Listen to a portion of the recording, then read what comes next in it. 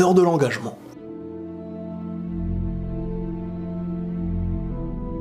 Premièrement, il ne faut pas confondre la peur de s'engager avec la peur de se réengager. C'est deux choses totalement différentes. Le premier a peur de l'inconnu, alors que le deuxième a peur de ce qu'il a déjà connu. Il y a celui qui se trouve devant une porte qu'il n'a jamais ouverte sans savoir ce qu'il y a derrière. Et l'autre qui garde un mauvais souvenir de ce qu'il y avait derrière la porte qu'il a ouverte. Désormais, il a peur d'en réouvrir une nouvelle.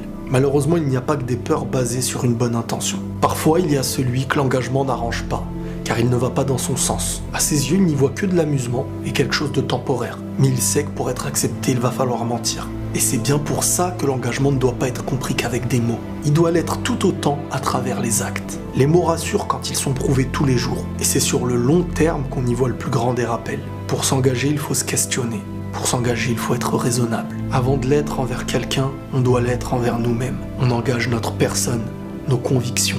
Sommes-nous capables d'être ce qu'on attend de nous? Sommes-nous sincères dans notre démarche, dans nos preuves? Est-ce pour de bonnes raisons? Est-ce pour la passion?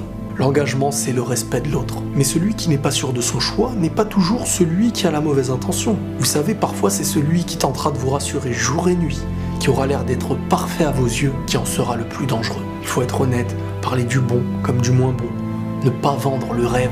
L'engagement, c'est une réflexion du présent qui cherche à construire dans le futur. Aujourd'hui, on est dans un monde où le choix nous empêche de choisir. À force de nous dire qu'on peut tout obtenir, on finit avec rien. Et si on estime qu'il y a toujours mieux, on s'éloignera toujours au moindre défaut. Car aujourd'hui, beaucoup ne cherchent que les défauts, même s'ils sont minimes, en rejetant les grosses qualités qui sont devant nos yeux. À la moindre déception, beaucoup finissent par tout quitter. Pourtant, l'engagement, c'est aussi savoir prendre sur nous. C'est accepter de continuer même avec certaines difficultés. Se donner les bonnes armes pour reconstruire. Quand c'est l'autre qui tombe, on essaye de relever. Comme ça, quand nous on tombera, on essayera de nous relever. Certains veulent la vie de couple avec les privilèges du célibat. Ils ne cherchent du couple que leurs bienfaits à eux et rejettent quand il y a de la responsabilité. Le couple, c'est un engagement de deux personnes, de deux familles.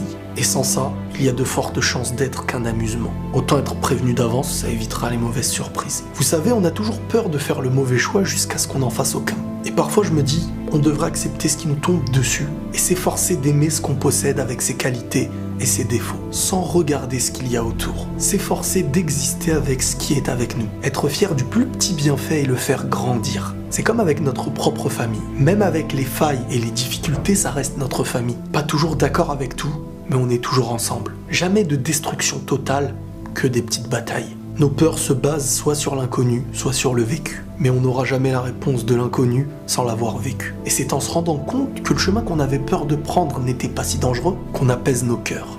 Car on n'est jamais capable tant qu'on n'a pas accompli. On aura toujours peur de ce qu'on n'a pas vécu. Pour être prêt, il faut mettre les choses de son côté et avancer avec la meilleure intention possible. Comme ça, tu ne pourras jamais te reprocher d'être tombé si tu tombes. Car ce n'est plus une défaite quand tu as été en accord avec ta bonne foi. Ce n'est qu'un tremplin. L'engagement doit exister.